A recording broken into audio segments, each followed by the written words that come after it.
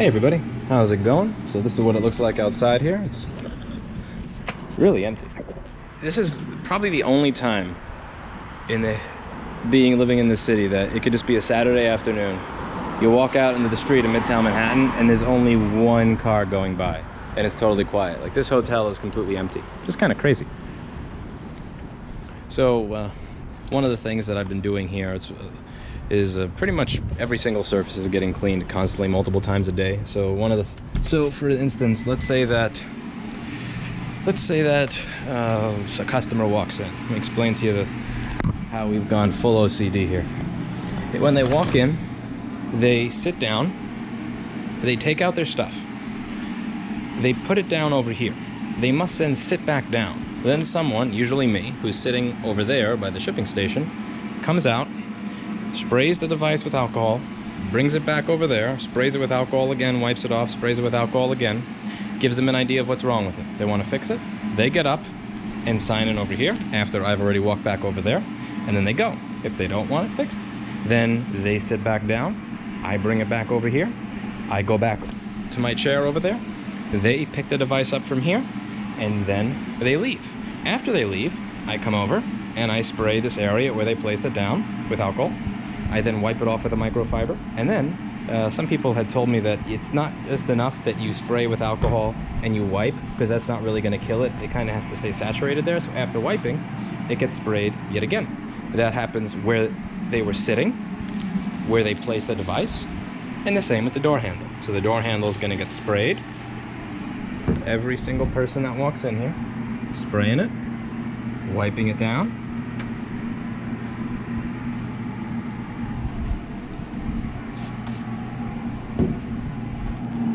and then after wiping down that door handle,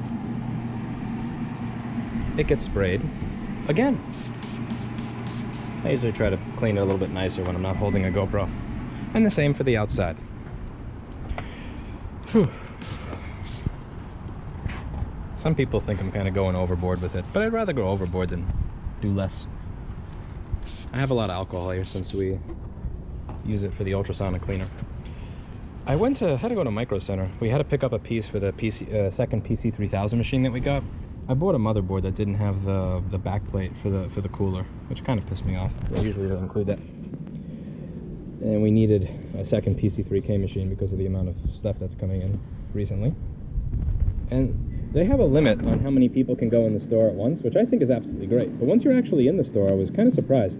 You know, for example, if you use this tablet to check in because you don't want to use this, before you use it, I alcohol it, I wipe it off, and after you use it, I alcohol it and wipe it off. And there, I just saw 3 or 4 people sign their signature, check out on this little credit card tablet thingy, and it looked like it had fingerprints on it, and they don't have cleaning supplies or anything there. And I was just kind of surprised walking around the amount of stores where they're not doing that. Like, I'm wiping everything constantly. Even if somebody just wants to walk in off of the street and clean their hands, you know, they're more than welcome to. It's only $50 a wipe. No, I'm kidding. We have this up here, and if somebody wants to walk out and clean their hands, they're more than welcome to. Everything here is getting constantly cleaned all the time, and a lot of the places that I've been to have not really been doing that.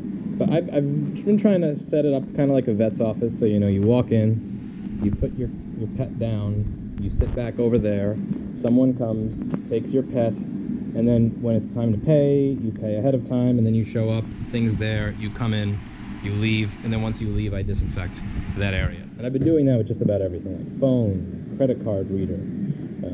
Every single machine that shows up gets decoroned at my decoroning station over there, also known as the shipping station. I'm doing all the shipping this week. The shipping gentleman is home since he's got some elderly relatives that he lives with, and you know, it's probably best that anybody with elderly relatives or at-risk people not show up at this time. Or there's also some people here who have kids to take care of who are out of school. It gets decoroned at the decoroning station when it comes in, and also before it goes back out, it gets decoroned again at my decoroned shipping station over there. These are all the machines that I shipped out today. So this is like about 24 machines here that are going to be shipped out today. I think 24 or 25. And these are all the ones that are waiting on people to pay their invoices. So there's been what's interesting to me is there's actually been a considerable influx in people mailing stuff in since this happened. And what's been like a little disappointing to me is that people seem to have become less reasonable with regards to timelines now than they were before. Because before, I get it. You know, I always advertise based on being faster to respond. We give an instant estimate. You don't have to wait several days to get an estimate for most things. I get that I advertise based on that. I get that I advertise based on speed. But what's really surprised me is that people have been actually, and not everybody, but like a couple of people, and they know who they are, more impatient and more unreasonable now than ever in the past. And I really thought, particularly like this one person that was just screaming and aggravated that one box, you know, took an extra day or so to ship. I'm doing all the shipping while I'm doing the other stuff, so shipping is going to be a little bit slower since I'm doing front desk, shipping, and the other aspects of the job here. Is I would expect that if you just go to Bloomberg.com or NewYorkTimes.com or whatever your preferred news organization is, that maybe you'd have a slight idea of what's going on in the world and you'd understand why it took an additional 6 to 18 hours to fix your effing MacBook. And like, maybe I'm being a dick as a business owner and I'm just bitching by saying it, but it is what it is, and sometimes you have to let off steam. I've been really surprised at the fact that there are a lot of people that have no concept, no idea that like maybe a business at this time is telling some employees just stay home. Maybe certain supply chains are slightly disrupted. Maybe there's some uncertainty that is causing parts orders to take a little bit longer, or understaffing or anything like that. But there's just, yeah, it's just kind of frustrating sometimes. Because I really expected, like, I didn't expect it on a wide scale thing, but I expected that at very least, like maybe 50% of the people would kind of understand that things, if something that was 2 to 3 business days may take 3 to 4 business days, but I wasn't expecting the kind of thing where people will call 2 hours after they drop something off, like, is it done yet? Is it done yet? Why isn't it done? Why is it done? It's like, dude, this doesn't even take that long. It's not even done that quickly for that specific thing you need done with no pandemic. Like, there's 2 people in the store right now, including me, on an open day, and there's a reason for that. And if you are following the news, you would know the reason for that. But it is what it is. I did kind of sign up for this. Jessa and I believe, both filled out the paperwork just because she thinks that the technology support is somewhat ambiguous. And I didn't, but I filled out the form anyway. Jessa got back a response from the city, essentially saying, we are way too busy to read our inbox right now. If you're listed there, just keep doing what you're doing. Pretty much something like that, something along those lines. Like, if you're already listed, you don't need to fill out this form. Apparently, they have been completely bombarded with applicants. So we've just been, a lot of other states have also listed exemptions for repair shops as essential business. And judging by my outgoing section over there, just mail, not even talking about the walk-in stuff. Like, this is outgoing for 1 day, does seem kind of essential. And a lot of the people showing up are fairly happy that we are open. And like, I really understand why it is a lot of the people that are being somewhat unreasonable with their time frames, or who are very impatient to get things back immediately. Like, I get why they are impatient. I completely understand and respect the fact that your office is closed. I get that you can't go to work. I get that you're not able to go to your office to even get your machine because the building is closed. I understand that. And I understand that you're relying on this device to be able to do your job, your livelihood from home. But that doesn't really change the fact that a 13 or 14 person business has about half of the people there, and like, that's going to slow things down. And But it is what it is. I signed up for it. So we're actually getting caught up pretty well, because we were a little bit behind before as a result of moving, getting Eugened, and then also while we were moving, the people who were moving were not different from the people who were fixing. So they had to take off time fixing in order to get the moving in. We're actually pretty caught up at this point.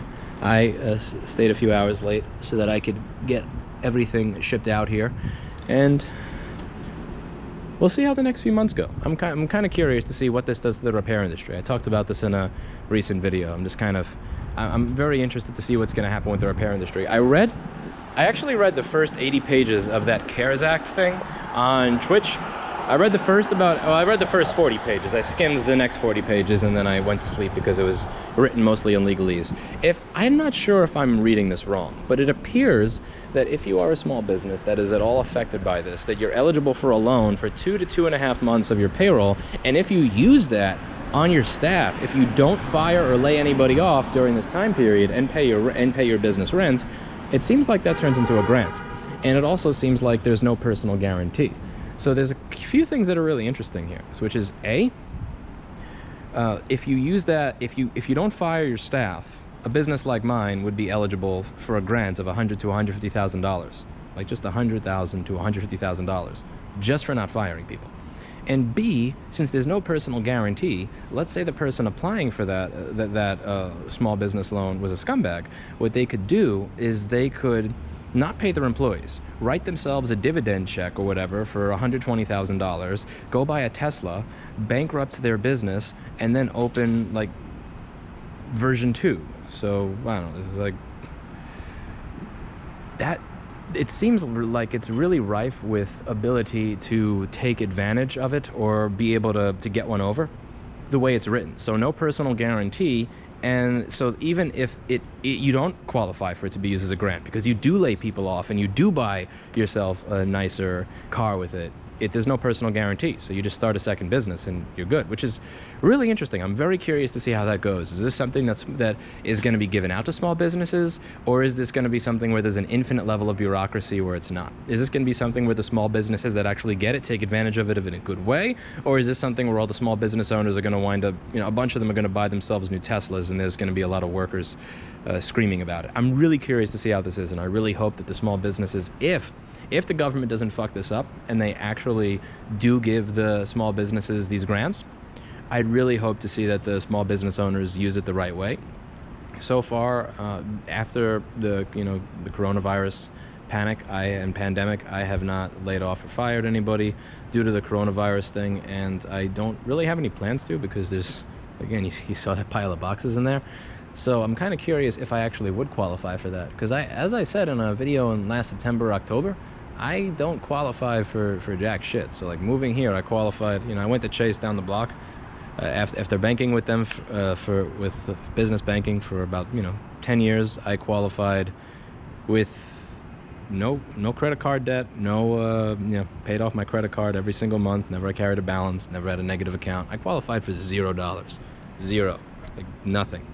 But this is interesting. I'm kind of curious to see how this will go. I'm kind of curious to see what it will do for the industry. And I don't want to be cynical, but it's hard to not be cynical when it comes to government. I'm really curious if this is something where they make it sound really nice in the bill, but then when you actually go to apply for it, it's impossible. Or, oh yeah, well, you're supposed to pay your employees on a Thursday and you paid on a Friday, so it's not a grant for you. Or, oh, well, this is only meant for a qualifying business and you need like a red sign and not a green sign. Quality, like, some kind of stupid, you know what I mean. I'm not good at coming up with the specific qualifiers right now, but I really hope this doesn't wind up turning into some sort of garbage bill where everybody gets all the politicians get to pat themselves in the back and say how much they care. How much they care about the population and how much they care about small businesses getting back on their feet and people not losing their jobs. And then 2 months later, when all the people that didn't lay off their employees, that put all that money that is going to bankrupt them into their staff, actually apply for this, they're not able to get it. I'm like being hopeful that that's not what happens, but it's kind of hard to, I live in New York City. It takes them 4 months to process a damn change of address form for my for my business license. So I'm not exactly hopeful of that process being expedited, but we'll see. I hope it does. Take a look at this place across the street over here. I think they wanted over $30,000 or $40,000 for this when I was walking up and down and calling people. Think anybody's gonna rent this now? It's beautiful, don't get me wrong. It's beautiful. Actually, the GoPro screen is making it look a lot nicer than it actually is. But the thing is, I don't believe that, when you look at all those places that I went to where they said, if you don't take it, somebody else is gonna gobble it up. This is a great market. All these, man, for a fact that every single one of those places that I went to where they were asking some ridiculous rate, man, they had an opportunity to rent to somebody. I sincerely doubt that they are going to be rented anytime soon. Anyway, I'll see you all in the next video. Thank you for watching and listening to me bitch. And yeah, talk to you later. Oh, this is the cool thing Paul put together, the light. I love this thing. This looks so awesome. There's a couple of things I got to show you before we end for the day, by the way. So someone sent me this. This thing is really cool. Thank you so much. We hung this on the wall around 8:30. It pissed off my neighbor, but is what it is, you know. When you pay $12,000 plus a month in rent, you can hang a sign at 8:30. Maybe I'm being unreasonable. And someone sent me this thing. So this here is an apple with a cross through it. No apple. Now, some people here thought when I received this in the mail that I probably shouldn't hang it because it's going to confuse the customers. But I want to clarify for the customers what we are. We are not Apple authorized. And I used to have this in the front page of my site, and now it's kind of in the off page of my site, and somewhere in the FAQ you got to scroll for it. We're not Apple authorized. We're not Apple certified, and I'm proud of that, because if I was Apple authorized, if I was Apple certified, I would be required to replace entire boards rather than fix them. I would be required to offer repairs that were not economically viable when repairs that were economically viable would do the job just fine. So this is a little piece of pride for me. So when someone walks in and asks, are you Apple authorized or certified, I am going to point to this and say, no sir, I am not. I am proud to not be Apple authorized and certified, as well as Mr. Clinton and little BlackBerry are happy to not be Apple authorized or certified. Yep, this is my place. This is where all the magic happens. We got a bunch more alcohol in the other day. They're really price gouging with this shit hard now, but it is worth it. And you know, I had a customer yesterday come in and say it kind of smells like a hospital when you walk in here, and it's like, yep, sure does. Floors getting cleaned multiple times a day. Surfaces getting cleaned probably multiple times every 10 or 20 minutes. And door handle, seating area, table area, clean, tablet, pen, cleaned every single time someone comes in to drop something off. If someone so much as sneezes or coughs in this store, not only, we've actually gotten this kind of self-policing thing going on, where the moment someone coughs or sneezes, we run up to where they sneezed and just start doing this in the air. It's like, I honestly think that it's just an excuse for people who work here to spray each other in the face with annoying misty liquid. But hey, it's all in the name of being hygienic. And